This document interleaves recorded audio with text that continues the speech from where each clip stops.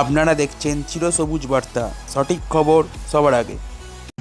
অমর একুশের স্মরণে প্রত্যেক বছরের ন্যায় এবছরও পশ্চিমবঙ্গের মাননীয় মুখ্যমন্ত্রী শ্রীমতী মমতা বন্দ্যোপাধ্যায়ের নির্দেশে ধর্মতলায় যে সভা হবে তার মঞ্চ আজ তৈরি হচ্ছে, তার ভিডিও আপনাদের সামনে আমরা তুলে ধরছি।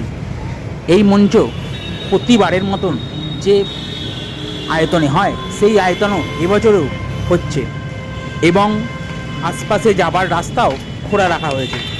প্রতিটা বিরোধী দল যে কথাটা বলেছিল যে রাস্তা খুলে রাখার জন্য তারা হাইকোর্টে মামলাও করেছিল, কিন্তু রাস্তা অলরেডি খোলা আছে, প্রতিটা বিরোধী দল চোখে দেখতেই জানে না।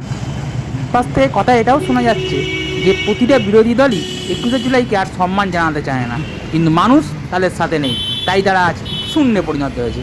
আমরা নাম নেবো না, কিন্তু কাদের বললাম আপনারা চিনে নিন। ক্যামেরায় শুভদীপ রায়ের রিপোর্ট, চিরসবুজ বার্তা।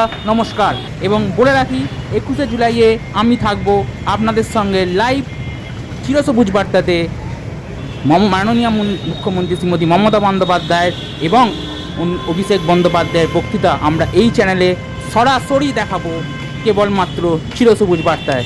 আমাদের সঙ্গে থাকবেন, আমাদের চ্যানেলকে সাবস্ক্রাইব করবেন এবং ভিডিও ভালো লাগলে অবশ্যই কমেন্ট করে জানাবেন, খারাপ লাগলেও জানাবেন, তাতে আমাদের কোনো যায় আসে না। নমস্কার, থ্যাংক ইউ, ধন্যবাদ।